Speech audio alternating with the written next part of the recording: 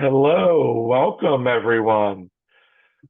As we are waiting for people to join, why don't we do the fun activity of putting where we're joining from in the chat?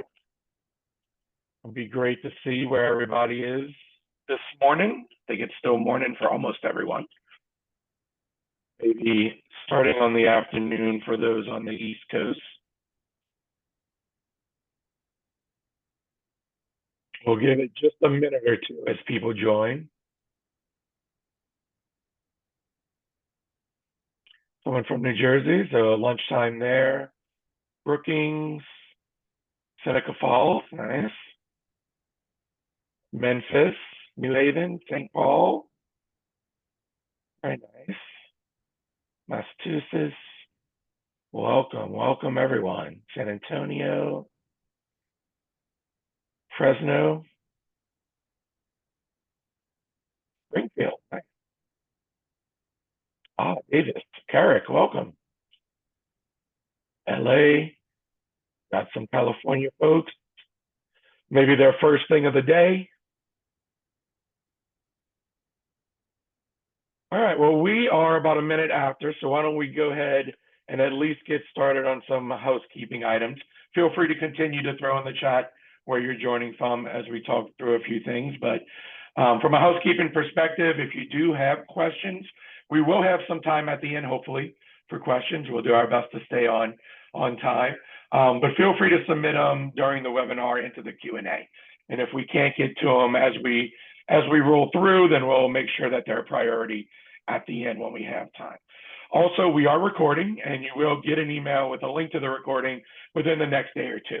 Hopefully it's today or tomorrow before the weekend, but 24 to 48 hours, I would say it should be more like 1 to 2 business days. So maybe not till Monday. And with that, we'll do some quick introductions. I am Josh Laborde with BWF. I currently serve as Senior Vice President of Product Innovation, which really just means that I get to focus on really cool technology like we'll be looking at today so that all of you can work in your nonprofits to better fulfill your mission, better accomplish your fundraising and engagement goals, and provide the benefits to society that we all are here working in mission-driven organizations to provide. And I am joined today by Griff. Griff? Howdy, my name is Griff. Yeah, I'm one of the co-founders and the CRO at Momentum. We will go very, very deep into exactly what we're about, but I'm really excited to be here with everybody today. And thank you for joining us, Griff. So real quick, the agenda for today, I'm going to spend a hot second speaking about BWF. For those of you who aren't familiar, we're going to talk about Donor AI, which is our predictive AI offering. Then I'm going to turn it over to Griff, who, like he mentioned, going to give you a little bit of background on Momentum, and then speak about a fundraiser research study that they conducted. And then I think one of the more exciting parts of the webinar is going to be as he talks about Momentum and demos Momentum and demonstrates how it is fundraising simplified. So with that, real quick, for any of you not familiar with BWF, BWF is a comprehensive fundraising consulting firm. We have 4 pillars that we primarily focus on: campaign and fundraising strategy. That goes back to our roots where we began with campaign and frontline fundraising program counsel. We have technology and operations, which is the division that I originally joined as a consultant, looking at the systems, operations, advancement services side of the house. We have enterprise solutions that does offerings around things like strategic planning, organizational change management, things that are obviously applicable in a development or fundraising or advancement shop, but also applicable across the board in nonprofits. And then we have our engagement and donor experience division, which is one of our newer divisions, like our enterprise solutions, where we really focus on that base level engagement and experience of the donors there. A few quick facts. We were established in 1983. As I mentioned, we started in the fundraising and frontline program counsel space. Our first project ever was raising money or helping raise money to refurbish the Statue of Liberty, which is really exciting. But we've been doing this for over 40 years. So we're not a young pup. We've been around for quite a while. We support around 275 clients annually. That, fluctuates a bit from 250 to 300. We have advised over 350 campaigns and conducted over 150 trainings. So we do have a good bit of experience and expertise in this domain. A little bit more about our story and how what led us to Donor AI. We have been, or BWF as an organization, has been at the forefront of specifically kind of prospect research and prospect development throughout the years. Our CEO, Josh Burkholz, in 2008, wrote the first book on advanced analytics and fundraising, specifically around predictive modeling for prospect identification and prospect development. And through those years, we have evolved until 2023, last year, where we partnered with IBM to leverage their Watson platform as the next evolution of our predictive modeling using predictive AI. And now we have Donor AI, which is built on top of that. And I'll speak a little bit more to that because I do feel like, and I have shifted now from about BWF to speaking about our Donor AI solution specifically, if you haven't picked up on that. But our partnership with Watson was a very conscious and intentional partnership. We put a lot of thought into where we would go for our AI engine. AI, as you all know, is a very hot topic right now, more around the generative side of AI than the predictive. Generative obviously burst onto the scene with ChatGPT last year and the large language models, but predictive has been around much longer. And we have, for a while, been using machine learning to inform our predictive modeling, not in the same way that we use it now with Donor AI, but previously it wasn't as accessible, it wasn't as affordable, so we were we used it more sparingly with clients who had bigger budgets and had more aspirational goals around their modeling efforts. But we have a background with IBM in that the head of our data and our engagement and data science group is an ex-IBM employee. We were already using IBM tools in a lot of our modeling from the statistical side with SPSS modeler and things along those lines. But we also know that IBM is really at the forefront of innovation with AI. They do a lot of work for the government. They do a lot of work for really large enterprise systems. So they really drive that innovation. We also know that they take security really, really seriously, right? If you've seen me present on AI as a whole, when I speak about generative AI, or someone else from BWF for that matter, the risk that we always highlight is around privacy and security. So that is a major concern for us. It also allowed us, as I mentioned, now that it's more accessible, now that it's more affordable, to really scale our efforts. So we still have decision scientists or data scientists involved in all of our modeling offerings, but now we're able to essentially, multiply them, and what they could do for one engagement previously now can be done for 10, in a very efficient way. And IBM has been a really good partner with us, and they're very flexible, and they've worked with us on really honing our offering. So I want to speak a little bit around the larger AI offerings that we have at BWF. We can do AI work in a lot of different spaces.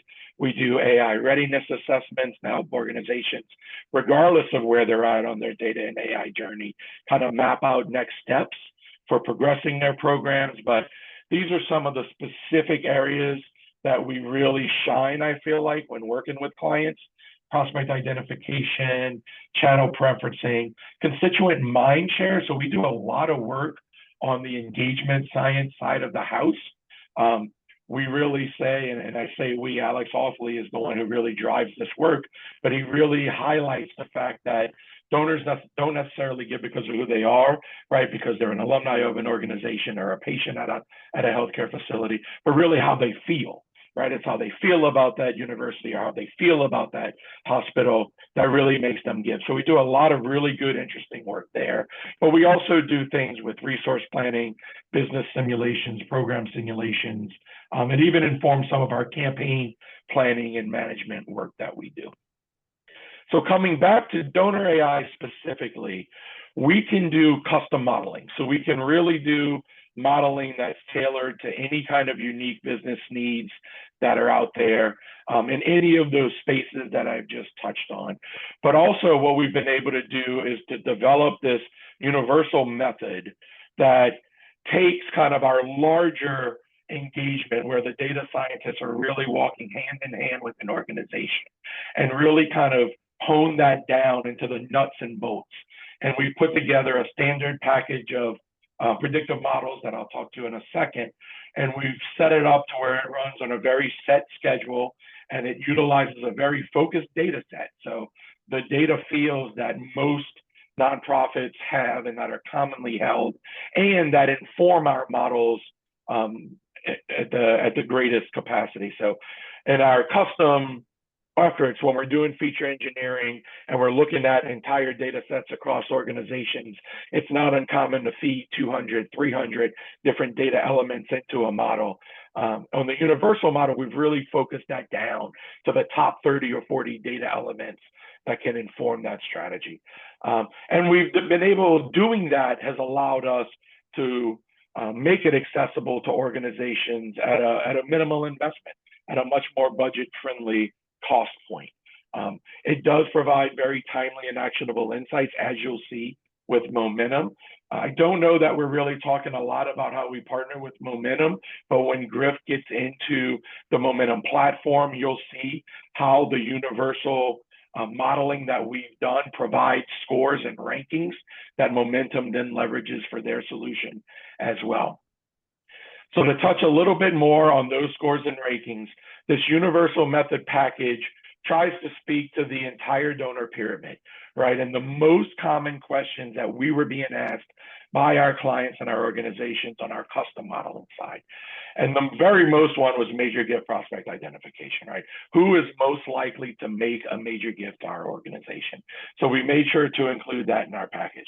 We do a lot of work with organizations who are trying to grow their plan giving. And we have a plan giving model in here. And then for that base level giving, we look at both renewals, right? So LIBUNs, who's most likely to renew this year, and then reacquisition.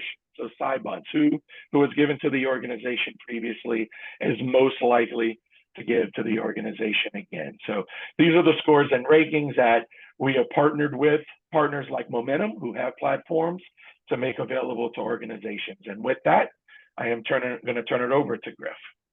Griff? Thanks so much, Josh. Yeah, really excited to be here with everybody.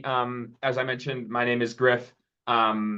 My co-founder and I, Nick, we grew Momentum out of academia. We were working in higher education.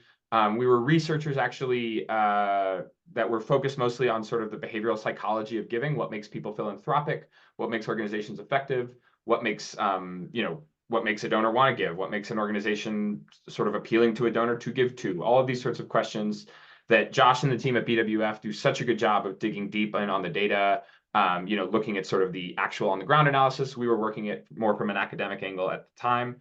But basically, at some point, we sort of decided that it would be a little bit better use of our time, let's say, to spin out and start the company instead. And so that's what we've done. It's been a really, really great ride, and I'm excited to show you guys everything we got today. So what we did really, like one of the final things we did when we were still in academia was we ran a big research study where we asked 450 frontline fundraisers what they woke up in the mornings the most stressed about. What keeps you up at night? What wakes you up stressed? All of these sorts of questions. We basically found through our work that there had not been a lot of examination of the frontliners themselves. Everybody wants to examine donors. Everybody maybe will talk to executive directors or people who run nonprofits.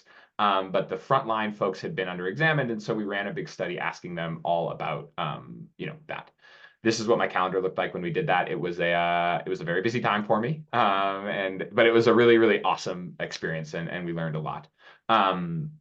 the number one learning that we came out of that, and this is a quote that we actually took from the study itself, is that you don't get to spend, is that frontline fundraisers feel they don't get to spend enough time with their donors, right? The people who are hired into these roles, who seek these roles out, they tend to be very personable. They tend to be really wanting to sort of interact with donors directly, but there's often lots of admin work and lots of sort of like other things that take time away from them being able to spend time with their donors.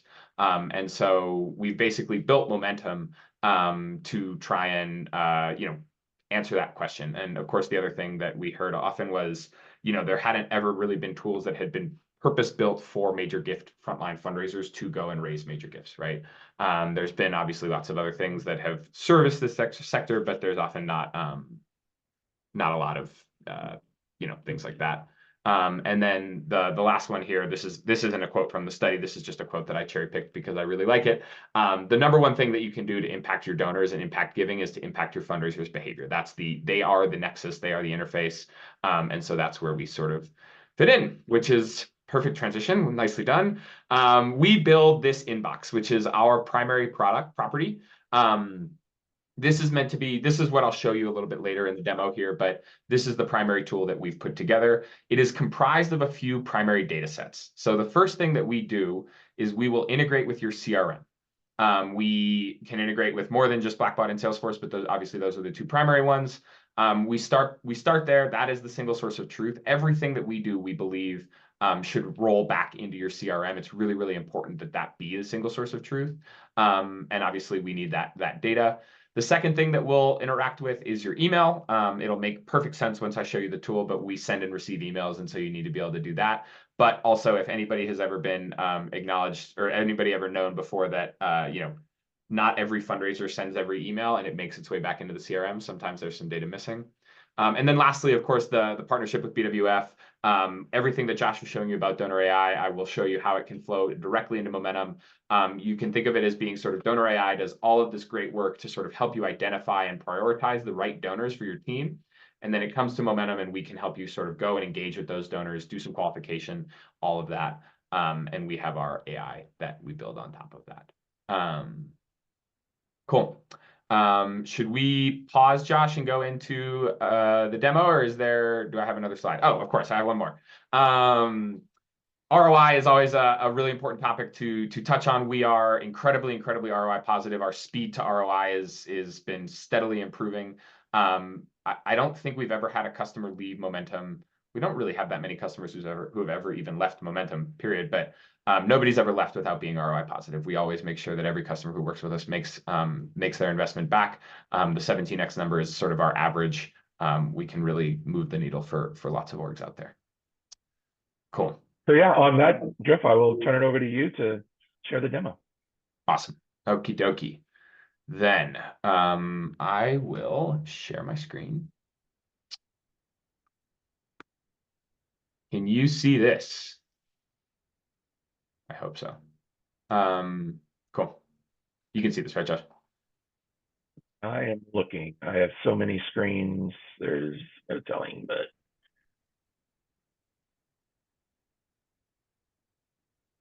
okay. Yeah, I can see it. Great. Cool.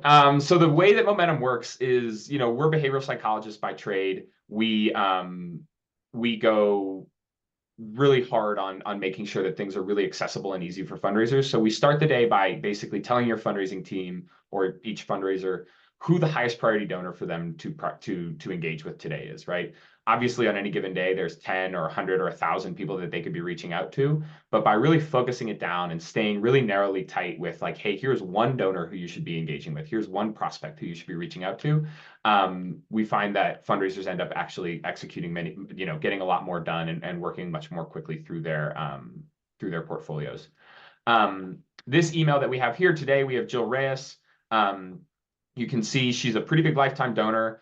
She has pretty good capacity, but her last gift is several years old, and her last touch is, also several years old. This is the kind of thing that can happen, where you maybe have a fundraiser who leaves the organization and the relationship kind of goes fallow. Maybe she's fallen through the cracks. This is one of those great opportunities where Donor AI and BWF and all of their firepower can go into the system, dig out people, find these Sci-Bunt kind of donors. I think Josh made allusion to that earlier, and find these folks. But then our system can basically take the recommendations that come out of Donor AI and furnish it for your team, furnish it for the fundraisers out there so that they can see this in a way that's really digestible for them.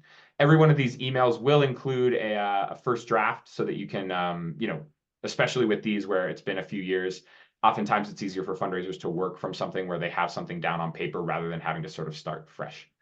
When you hit edit and send here, you get taken into our inbox. And this is really the primary thing that we've developed that we make. And this is where your fundraising team can sort of operate out of, and it's all really well integrated back into the CRMs. So you have on the left-hand side here, this prioritized list for you. So this is basically, we're using in part BWF's Donor AI score, and we can basically help to prioritize the list of the donors that you need to be reaching out to. It can be done sort of on an ongoing basis, but it can also be done sort of as a one-off where it's like, hey, we want to target a Live-Bunt campaign, going into the giving season here, and we can sort of help you to prioritize it that way. On the right-hand side, you can see the most tangible sort of manifestation of the Donor AI. This is us taking the Donor AI score here. This is obviously a 5-star prospect. We give you a little bit of the well screening data as well as an estimated capacity. This is where Donor AI is tying into Momentum, and we're furnishing it right directly to our end users, to fundraisers, so that they can see the results of everything here. They know exactly where these donors are at. They know a little bit about them here, but there's also much more available in this sidebar. They have a little bit of info here, a bio about them, their donation history, as well as any open opportunities down at the bottom. This is all being read and integrated out of the CRM. We are able to do a full research analysis on any donor as well. You can see here, I just used myself so that I could use some real LinkedIn data. All of my demo data is synthetic, but basically what we can do with this is we can give you a few paragraph summary of any donor, and this is tied into all of that first party data we know about them, all of that Donor AI data, but it also can go out and grab stuff like LinkedIn, RSS feeds, blog posts, anything like that, so that we can put together a really holistic picture and help research teams really basically move a little bit quicker. It will keep you abreast if anybody changes jobs or gets a promotion or anything like that.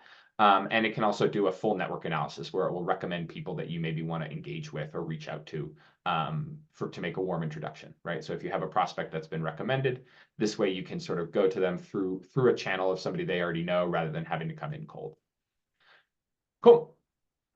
The second part in the sidebar here that's really, really awesome is that we can also build donor plans. And this is really, really a great product for mostly larger giving, major gifts, plan giving, any of those sorts of applications where you're maybe cultivating donors over a long period of time.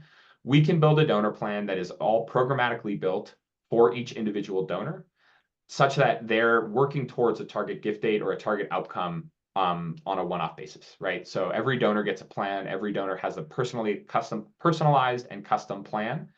What's great about these is that they are integrated, though. So if a donor attends an event or makes a gift or sends an email or something like that, we can pick up on that. And we know, because of all of our integration, hey, Jill Reyes has had this thing happen. She's made a gift. She's attended an event. We need to update the plan. So instead of having a spreadsheet, which is where I think most stewardship planning takes place today, you can basically have this plan that builds for you a reactive and adaptive plan for every single donor. Then, of course, in the middle, you get the drafting. This is the most common sort of AI experience that I think most people have seen before. This is where we will have an AI come in and actually write an email to each individual donor based on everything it knows about them, right? So the CRM, the Donor AI scoring, the research that we've put together, all of that, it's all here. And the drafts are really, really high powered. The first thing that we do is we make sure that each draft writes in each individual fundraiser's tone of voice. So it's writing in your style. It feels familiar. It feels really native. The second thing we'll do is that it'll write in each donor's communication style. So if you have a donor who's really formal, it will write a more formal, maybe longer email. If you have somebody who's more casual, more laid back, it will write something that's more casual in tone. And lastly, of course, maybe most importantly, if you spread this out or make some changes, maybe I'll delete this, whatever changes you do, as you send more and more emails through the system, it gets better and better and better at predicting your style of writing and writing in your tone. You can set an action type, and when you hit send on this, it will sync back to the CRM. I'm using Blackbot as my demo, but you can use any of the other supported CRMs that we have. We have that full list on our website. And just to show you, these actions sync programmatically back onto the donor record. So those happen automatically for you there. There's a bunch more in here as well that we can do for you, though, around segmentation and stuff. So when the donor AI scores come in, oftentimes you'll want to actually take those scores and bucket those donors down a little further. Maybe you want to categorize folks by being alumni, parents, geographic segmentation, any of those sorts of things. You can build these segments here in Momentum. And you can actually start to also do some templatized outreach to them. So you can see I have an example here of all my donors who are based in New York City. I have just a couple little comments really here, just two sentences on donors that I have in New York. What's really cool is that you can then basically say, hey, I'm taking a trip to New York. I'm going to email my New York segment, and I'm going to send them my New York City template. And when you hit draft now, what our system will do is it will actually pull out all of those donors for you. And so you see you have your whole New York City segment here. You can hit draft all 6 emails, and it will actually draft a personalized custom email to every single one of those donors and or prospects so that you can do this outreach all programmatically here. And you can see, just to make this connect for everybody, here you have the email that's going out to Allison Maddox, and then Christine Barnes will be the next one. And they are 2 different emails that are being written to 2 different donors. So you can fill your calendar really, really quickly and easily with anyone with, travel planning or events or anything like that that you might have on the calendar. Cool. The other thing that I always like to show people, we do have a Kanban board, which is a place where you can track opportunities. This is also integrated back into the CRM so that you can see for each individual fundraiser in their portfolio, who do they have in each step along the way so that they can track this easily. You can drag these and move these across. All of that is integrated bidirectionally so that you can pick up on all of that. Hey, Griff, we're moving at a pretty quick pace, and we have a couple questions that were specifically around things you were showing. So when you were speaking to the plan, well, let me back all the way up. So you mentioned the supported CRMs. Is Tessitura currently a supported CRM for you? Yes and no. There's a slight intermediary that we usually have to work through with Tessitura, but we can make that happen, yeah. So you can integrate with Tessitura. That's great. Also, we are looking at partnering with Tessitura potentially for the donor AI side as well. Can the plans you are showing include when the dates are to make the ask and other similar type of solicitation questions? Yeah, let me go back to that donor who I had up because that's a really, really good example. So if we pull Jill Reyes back up here, you can see on her sidebar here that we have a opportunity open on Jill. So if we come down here, we have this big gift, major gift that I created. You can set a target gift date. We also can actually forecast a target gift date for you. So we have a predictive model of our own that can forecast an expected gift date based on mostly Jill's giving history, right? The plans then basically will use this expected gift date and build backwards from that. So let's say you as a fundraiser want to target 10 touch points between now and the gift date. We can basically build that in for your major gift prospects so that it's working backwards from those expected gift dates. You don't have to have an expected gift date. If you don't have one, we'll default to just building a 1-year plan because that's sort of just a standard. But if you do have a targeted plan, we can definitely build those in. Okay. Thank you for that. If there are, on the segmentations, on the segments, if there are already segments in the CRM, so if there are groups already pulled together, would that automatically transfer to Momentum, or would they have to be rebuilt in Momentum? These segments can be synced across, yeah. Okay.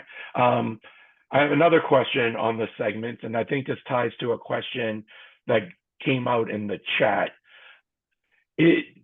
So these are individual gift officers logging into Momentum. Is that correct? That's designed for the individual gift officers? Okay. So would those segments persist across gift officers for the entire organization, or are they specific to the gift officer in terms of segmenting their assigned portfolio?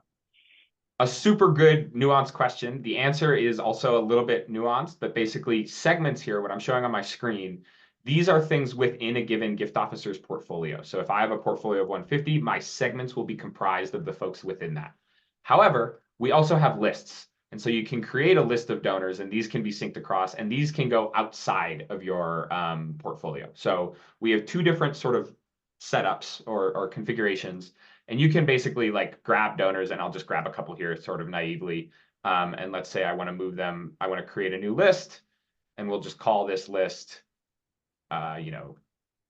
Griff's Great List. I then have this list. These donors do not need to be assigned to me in the CRM, whereas my segments are all going to be made up of donors that are. Gotcha. Thank you. Thank you. Looks like we have one more. So in the drafting of the communications, I think you said that it would draft to the donor style in terms of formality. Can you share a little bit more in terms of how it determines that style or that formality? So one of the things that's really, really cool is that because we have access, because we integrate with the email directly, we can see the donor's replies and things like that, right? So we're not reading your whole email inbox or anything like that. We're really only looking at donors who are in an assigned portfolio. And we can basically pick up on the way they communicate with you, right? If we see their email history and they write really formal, dear Mr. Bohm kind of emails, it will trend in that direction, right? We're having to balance the fundraiser style to the communication style of the donor. And so it's never going to just like exactly mirror one-to-one, because it's important to keep the authenticity of the fundraiser, front of mind, right? We want to make sure that we're writing first and foremost in a style that the fundraiser would write in. But to the extent that we can, and as far as it's malleable, we try to also make sure that it's in a way that will speak to each donor and communicate to them clearly. Perfect. Thank you. And then I think this is the last question. We've answered all the others, but it integrates with Blackbaud. If Research Point is being used in Razor's Edge, the question is if those ratings will also be pulled in. And I think I know the answer to that. I think yes, right? I think Momentum has access to all of the data within the CRMs. Is that right? Dead on. Okay. All right. I'll let you pick it back up with the demo. Thank you for taking that quick question break. Yeah, and if folks have other questions, please do ask them. I find it to be a lot more pleasant to do a lot of questions and answers, stuff like that. I see this question about Slate just popping in here. We are working on a Slate integration. I would love, if you are a Slate customer and you're interested in working with us, please get in touch with me. We're currently working through that process right now. And I will also add that we do integrate donor AI scores directly in the Slate. In fact, it was a Slate client who was the original alpha client for us developing the universal method.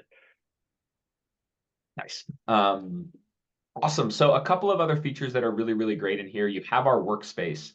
I mentioned the templates. You can build templates for all sorts of different things. You can have call templates, card templates, letter templates. You can just do the good old-fashioned mail merge. I have an example of that here. There is perfectly good reasons to want to use a mail merge, right? I will never say you must use AI to interact with donors. If you want to use a mail merge, you can. And what you can do is basically you can take these templates, and if our donor plans are a little bit too broad or those tend to be focused much more on the major giving side. If you're in an annual giving motion and you're trying to sort of engage with donors more around the time when they give, we have what's called our cadences feature. And this lets you basically build a series of touch points in really specific order that you get to define yourself. So I have a cadence here that is our gift received cadence. You can have basically any number of touches that you want to string together, and you can say, hey, my first outreach, I want to just acknowledge that they made this gift. 3 days after that, I want to do a second acknowledgement, right? Which maybe this is sort of a like, what inspired you to give kind of a touch point. And then I'm going to add a third one that will come 5 days after the second. And I will do let's just pick one. I don't seem to have one ready to go, but you can do a sort of a third touch point, right? You can then save that. And we are able to sort of trigger our cadences to go out on automations. So you can say, if an alumni makes a gift, right? That's what this automation is saying. If somebody that is an alumni is making a gift, I am going to send them my gift received cadence. And so what that means is that this was developed mostly for sort of leadership annual giving style of applications in higher ed. If you have somebody who makes a $1,000 gift, we will trigger that they receive this sort of 3-touch cadence or 5 touches or 7 touches or whatever the number is. And you can start to really chain that bit of outreach together through automation to make sure that you're picking up on the donors right at the right time. We have another one that absolutely kills for folks. Josh mentioned the sort of lie bunt and sci bunt modeling that the BWF team can do. We can also trigger that modeling on a giving anniversary, which really enhances the quality of the outreach. So Josh can prioritize, hey, here are some really high quality LIBUNT and SciBunt donors using donor AI that you want to go get. And then we can say on their giving anniversary, so 1 year since they gave, 2 years since they gave, we're going to follow up with them and send them a cadence and say something like, hey, you gave $1,000 a year ago today, and it was such a big impact for the organization. I was thinking about it today because I noticed the anniversary. I wonder, would you come back in at the same level, right? It's a super simple ask, and it's incredibly, incredibly effective for us. We have some customers who've made all of their money back on purchasing Momentum just from this one automation. And then, of course, you can do prospecting in a dedicated way. This is where you can maybe integrate directly. You can just say, hey, we just want to take donor AI recommended scores, and we want to reach out to them, and we don't want anything else. This lets you completely take the hood off, and you're just going one by one, firing through these prospects, making sure that outreach is happening, and all of that activity is being integrated back or synced back into the CRM, right? So a really good way to make sure that you can connect the dots. A couple other things that I'll just show you before I kind of wrap the demo up here. One is mobile contact reporting. You are able to log a contact report through Momentum using AI and just your voice. So let's say you have a meeting with Catherine Chow. You can record your voice and just say, hey, we met. She was interested in this. Maybe she has some tax thing coming up, blah, blah, blah, blah, blah, whatever it may be. That will then get processed by an AI, and we will populate the contact report for you. And then you can just hit log contact report, and that will sync that whole thing back into the CRM automatically, right? So you're able to really, really quickly, basically our standard on this is that you must be able to log a contact report in the time it takes you to walk from the coffee shop with the donor back to your car. If it's more than that, it's not going to be efficient. We are really, really committed to that. We think that this has been a really, really effective way of getting increasing gift officers' sort of ability to spend time with those donors, going all the way back to that research study. The number one thing gift officers wanted to be able to do, spend time with donors. They didn't sign up to be a gift officer because they wanted to log contact reports. This makes it really super, super easy for them to be able to get that data in there. And then the last thing that I'll show you is our newest labs feature. This is a really cool product where we're able to basically go in, and I have an example actually queued up here. But here we go. Oh, no, I've lost it. Well, we'll use my alma mater, Colorado. We'll come down here. We can grab this one. This looks like a great one. Let's say you have some update that you might want to share with donors, right? This example here, we have some new device that is driving bedside blood test results. What you can do here is you can actually just plunk that link into our labs feature. And what will then happen is our AI will go in, and the first thing it will do is it will open that URL and read the story, right? And it will come up with a few categories of what it's talking about. Advancements in medical tech, innovative healthcare, improving rural healthcare access, all of these sorts of things. Then what it'll do is it'll go and it'll look through each individual fundraiser's portfolio for donors that might be good people to steward and engage with on this topic, right? So you can see here, it's gone out, it's found 5 donors for me today. It's fairly discerning, so it's not going to recommend all 150 people in your portfolio receive everything or every link. Instead, it's going to give you just these 5, and it'll say something like, hey, we have some note in Kimberly Bowman's bio that she cares about healthcare tech. We have an old email, from somebody that says that they have a needle phobia, right? And so maybe I don't know, maybe that article said something about not needing needles anymore. All of these sorts of things where you can basically find the right donor to send the message. And then all you got to do is hit forward. You'll get taken back into our inbox, and it'll write the email for you right there, right? And we have a new release out, so it's not going to work for me, but it should work. Cool. I think that is everything that I wanted to demo. Josh, did you have anything that you were hoping to show? No, this was great. This was really great. And you were holding out on me on that last feature there when we were at BWF a few weeks ago. I don't think you mentioned. It's a little bit of a newer release for us, yeah. All right. So we are just about 6 minutes left. We do have time to take some more questions. We did roll through pretty quick, which was great because I wanted to make sure you had plenty of time for the demo. We do have another question. Does this apply to organizations such as foundations, corporations? So I guess on the for-profit side, or is it focused to, oh, okay, I see. So does this apply to like corporate and foundation relations type prospects? It is mostly focused on individuals, I'll be honest there.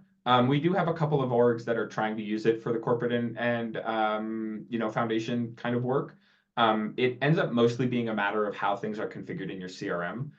We usually can get it to work. It depends a little bit on the complexity. Like on the individual side, right, we support households and all of that sort of thing. And so we can support sort of a multi-individual entity, which is of course the case for most foundations and corporations. But it depends a little bit on exactly how you're approaching those folks and your style there. Great. I'll also say that our engagement and data science team has done some great work around corporate and foundation modeling in terms of using imputation and some lookalike modeling to determine if foundations and corporations look like other foundations and corporations that have supported your organization. So there's some really interesting work that we do there. We've had another question come in around data confidentiality. So Griff, I know we took out a short portion to make sure we had time about how Momentum handles security, but maybe you can touch on that briefly. Yeah, so we're super, super hardcore about this. We are actually on the board of fundraising.ai, and we take the data security side of things really, really seriously. A few things there. One is that our commercial relationships basically prohibit anybody from using any data for training future models, for cross-pollinating, anything like that. So your data stays yours. Basically, like, we make sure that you have a dedicated container, that each customer has their own, container that is theirs. And if there's ever any issue or they decide they just simply want to sort of wipe it, we can spin the data down, delete everything permanently within 30 days. Our lead engineers have actually contributed to some of the leading open source security solutions just out there. Not even in the nonprofit world, like they're some of the most important security packages that are used by financial institutions and things like that. So we go very, very hard on this. We have SOC 2, we're HIPAA compliant, we're all of those sorts of things. If you are abroad in either Canada or Australia, we can domicile your data entirely within those countries so that it never crosses any borders. But we are very, very, we take the data security and confidentiality side of things incredibly seriously. Yeah, thank you for that question, because we did originally have it in the presentation and we decided to pull it. There is another question around pipelining and prospect identification, but I think maybe that's a large question that we've covered in a lot of different perspectives. So I'm gonna ask that person just to maybe check out the recording to kind of rewatch to get more information there. Another question about can Momentum be used in Europe, which I guess is a question maybe nuanced in the fact of, is it GDPR compliant? So yeah, we have not gone into the European market yet. My hunch is that we probably are mostly GDPR compliant out of the box, because we do all of the security things that GDPR would require anyways, but I have not done the work to ensure that. So I don't want to speak out of line. Okay, and I am not seeing any more questions I apologize if we've missed any. I'm going to leave it open for a question in case I missed one or someone has a last minute one. Going once, going twice. Okay, we did have a quick poll to ask folks about now that you've sat through the webinar and seen the demo. So I think if I stop sharing, that poll should be triggered. Yes, here we go. And we just want to know, like, what are you curious about learning more about? I mentioned some of our services early on around AI readiness and AI strategy, custom predictive modeling, using Momentum for simplifying fundraising. But if you would take the time to kind of indicate there, and then if there are other topics that you would be interested in seeing, and if you indicate that's the case, you can certainly provide that.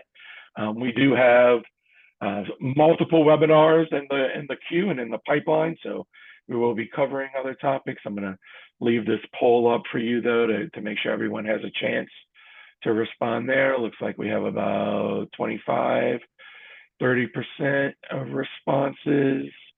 I'm going to leave it up there while I queue up information on our next webinar, which is just in a few weeks. How are we feeling about the poll? Still see some responses coming in. So I'll just speak to this, and then the slide will be up briefly when we come back from the poll, but our next webinar that's queued up is entitled In Defense of the Everyday Donor. So you'll hear from our CEO, Josh Burkholz, who I mentioned earlier, as well as James Bernard, who's an expert in our engagement and donor experience division, and really focusing on the everyday donor, focusing on kind of the annual and mid-level giving programs, not so much the smaller percentage of major and principal give donors. So I think we are probably good with the poll. Okay, I'm going to reshare that slide with that information on our next webinar. Feel free to scan that QR code to go directly to the registration. And I think that wraps us right on time. So thank you all for taking the time to join us today.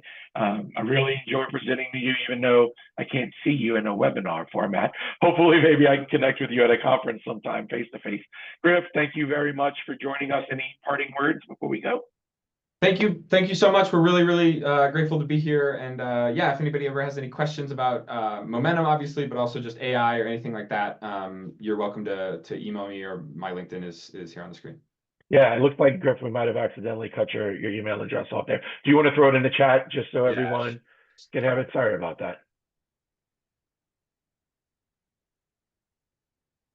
Oh man, typing live is always a little tricky. There we go. So Griff's email's in the chat. We apologize for not having it up on the slide. And with that, I hope everyone has a great rest of your day. Take care. Have a good one.